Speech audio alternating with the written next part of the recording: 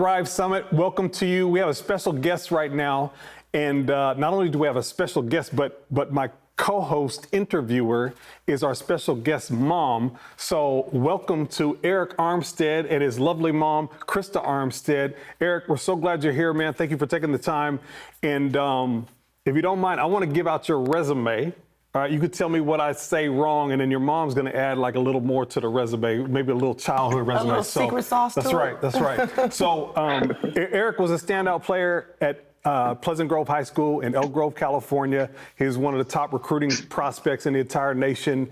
He chose the University of Oregon over UCLA for some crazy reason. I don't know why, but he was a 3-year starter at the University of Oregon. They had a tremendous success while he was there. Then Arik was the 17th pick overall in the first round by the San Francisco 49ers in the 2015 NFL Draft. He's been a 5-year starter for the San Francisco 49ers. He went to his first Super Bowl and played well in the Super Bowl this past year. And just as an add-on before Christa jumps in, Arik played basketball in high school, played basketball at the University of Oregon. He's 6'8". He's got great hands and great footwork. He could shoot the three. He's kind of a stretch four, Arik, stretch four, yeah? Yeah, something like that. All right. Our audience has a lot of NFL fans in it, and they're all running out of patience because there's no sports during COVID-19. So I was just wondering, can you give us maybe some inside information about whether or not you guys are going to come back in 2020, and if so, maybe when? Do you have anything for us at all? No, I mean, everybody's kind of out of the loop right now. We're still, moving forward like, everything's regular, but we don't really know. So we're planning to still start training camp on July 27th or whatever that date is. But beyond that, no one really knows. We ask our coaches every day, and they're like, we know as much as you know. So just taking it day by day and trying to stay ready. Yeah. If they found out, we're going to start in 2 weeks, like we're going to go. Are you in physical condition to start? Like, could you jump in 2 weeks, or how long would it take the players to get ready? Definitely not 2 weeks right now.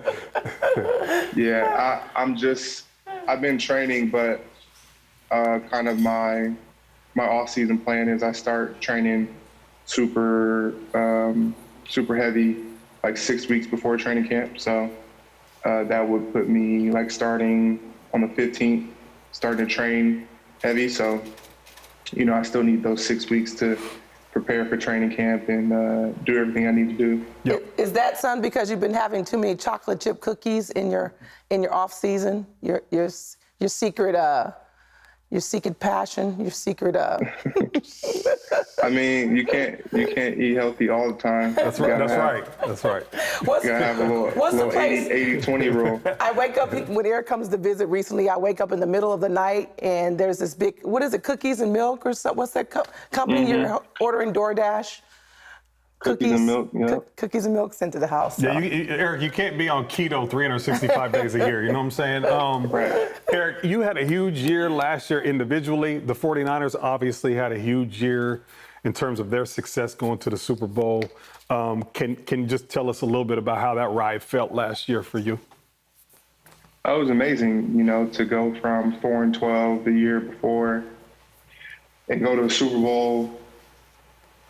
13-3 record, and kind of turn around how people viewed us and be a big part and play a focal point on that team. And, it was amazing for me. I love playing with my teammates and really enjoyed that journey.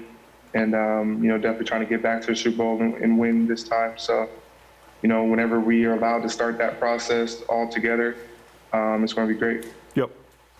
And Bob, I want to add something to that, Bob. It's not that we're anti-patriotic. Your grandfather has served in the Air Force for years, retired military. You have 2 uncles that both 20-year plus retired military. So even in the NFL, you guys have military days where you celebrate and honor and uplift our military. So that wasn't what it was about. So we, of course, had these conversations at home. I've had those conversations privately with some of my friends in 2016, 2017 that didn't understand what CAP was doing. So I just wanted to state that, we have police officers in our family, we have military people in our family, so we're not anti-patriotic when we say, we want to take a knee. We're saying we want to take a knee to bring attention to something that needs to change. Yeah, and I still have people, 2020, I'm walking through an airport, lady starts a conversation with me, asks me what I do. I'm like, okay, I play for 49. She's like, oh, well, you know that Kaepernick guy? I'm like, yeah, I do know him. And she was like, well, what do you think about that? Like, I'm able to express, what he was protesting. And, I don't fault people, for not knowing, but, the unwillingness to educate yourself and the lack of empathy and just being wrapped up in your own little world and not really care about what other people go through. That's where it starts, and that's what that train of thought will get you. If these situations don't impact you, then it's easy to go down that narrative that, oh, it's disrespectful to the flag and all these different trying to justify what's going on and not really trying to sympathize and empathize with people who we're just saying that we're hurt, we've been mistreated, and we want equality. And if you can't understand that, then you're part of the problem. Arik, Drew Brees had a dust-up recently about his words with his teammates, but then he came out and apologized for what he said. So I won't ask you about Drew, but do you think there are a lot of guys in the NFL who maybe would like to take back their original stance on the issue? I think so. Possibly. I think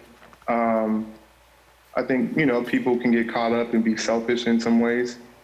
And on Drew's comments, I'm sure a lot of people feel like him.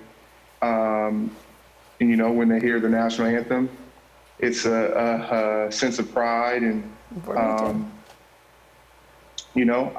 feel like that too. I'm proud to be an American, but the history of America has oppressed people, and so you can't take all the good things you want to believe in without all the bad history too. Mm-hmm. You can't just pick and choose what you want to listen to. Mm-hmm. And so when Drew talking about what the national anthem and all that means to him, that's great. And his grandfathers fought for this country, but I have family members that fought for this country as well. We all have, a lot of people have family members that fought for this country. So, your perspective or your viewpoint doesn't outweigh everyone else's. So I do think people get selfish and caught up in their own ways, and that's just a lack of humanity and empathy within them. And you can educate yourself and overcome that. And hopefully, he came out and apologized and said some things. Said that he was wrong and how selfish of a comment it was, and trying to empathize with others. And that's what it's all about, is learning, evolving, and growing, and educating yourself, to be a better person. So for sure. Arik, you're unapologetically a Christ follower. You're bold with it. First of all, you've been a colossal blessing to us at Bayside Midtown. We couldn't have done the things we've done financially without your generosity. So I thank you in front of your mom. So as a member of the church, Universal, the church is really divided on this issue too. If you could speak to everybody in the church in the United States, like, what's something you tell everyone in the church in the United States? Something I would tell everyone is to listen. Listen. You don't have to understand, but listen. Show that you care. Show empathy and for your brothers and sisters in Christ. And if someone is crying out to you to express what they're going through, and the pain they have received. You know, and for you to, you know, try to justify that or negate that because you may not necessarily have the life experience of that or the information or the education to realize that that's what happens to people, then just listen, show empathy, try to understand and care, and you know, believe in humanity. Rebuke racism. Racism should exist nowhere. Rebuke racism, believe in humanity, show empathy and care for your brothers and sisters in Christ, and just try to listen and understand. You know, I have different life experiences than both of you, so my viewpoint on the world is different, but that doesn't negate or take away from your trials and tribulations. And when we can stop being so selfish and caught up in our own world and just worried about the, you know, couple hundred people we know or have to run into in our neighborhoods, and you know, we can try to empathize with others. You know, I think we can grow a lot as a society. And until we address these issues, our country won't operate at the highest level it's capable of. That's good. You know, That's we're operating handicapped right now. That's good. Due to societal issues, the biggest of them being racism, which has been an issue since the establishment of our country. So until we can fix these issues, our country isn't going to operate at the level it should be. What's going on, Arik? Let's talk about your big event next And week. talk about your organization, too. Yes. Talk about your organization first, and we'll end on your big event. Okay. So my organization is launched it last year, Armstead Academic Project. And so when I sat down and really thought about how I could have the biggest impact and what would impact and help the disparities in our country, I looked at, you know, the achievement gap, looked at the poverty gap, looked at various things. And the number one glaring theme to me was education, and how if you can educate a young person and unlock their brain to what's possible, the sky's the limit for them. And so when I looked at communities, low-income communities, impoverished communities, how I decided and wanted to help them the most was providing a quality education that is comparable and equal to the education that kids receive in affluent neighborhoods. I can't do it, get behind in the work. Teachers stop pouring into them and they just get left behind. And that feeds into our prison system and, you know, feeds into a life of poverty, which feeds into a life of hopelessness. Yep. So. Yep. Arik, you and I share that passion, and your mom does too, about kind of resolving the educational disparities that exist. And our church partners with you a lot. You've been incredible. And just recently here, we were on a Zoom call with like 3,000 Baysiders. And you and I both knew through Ashley Baker Hurst's organization that there were a bunch of students that we work with that were going to be without Chromebooks during the summer and beyond.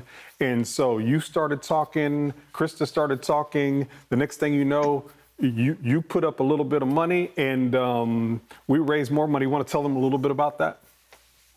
Yeah, so presented with an opportunity to help youth. You know, COVID created some extreme circumstances where kids can't go to school, don't have access to healthy food. Technology is needed to complete their schoolwork and not get behind in class like I was talking about. And, you know, this is an issue for students in affluent neighborhoods. You know, school goes out, okay, we do it from home. We got internet, we got computers, no issue. But kids in these neighborhoods don't have internet at the home, don't have computers, don't have technology to finish their schoolwork. So we were able to, I put up some money we got on, were able to raise, $200,000 to provide Chromebooks, internet, healthy snacks, and summer program curriculum so kids could keep up on their schoolwork. For a bunch of kids, I think it was like 350 kids or something like that. So just when the opportunity presents itself, like I said, I believe in no child left behind. COVID happens, unexpected circumstance, opportunity presents itself. And, we jumped at that because, just being able to keep one of those kids engaged and engaged in school and being able to make it through school and go on to, be successful would be amazing. And if they would have fell back now, it's hard to recover. Yep. Arik put up $50,000 right off the bat. We announced that to the Baysiders on the Zoom call, and within 10 minutes, we had raised another $200,000. So all the Chromebooks that we needed and internet service that we needed were taken care of. And we're looking forward to do that again during this conference. Christa, you said Arik's got an event coming up, so we want to celebrate that. Yeah, I thought we real would quick. celebrate that, maybe have you say a little prayer. Yeah. Bob has married all three of the kids, so this will be the only one that Bob's not doing. But the big event is Arik is getting married next week. Congratulations, man. Thank you. So awesome, man. So happy for you guys. A lot of newness. You got a new house. Your fiance, you are to be wed. Congratulations, man. Arik Armstead, Amen. ladies and gentlemen, thank you, brother. Thank we love you, you very son. much. Love We'll talk you. to you soon. Thank you. Love you guys. All right, man.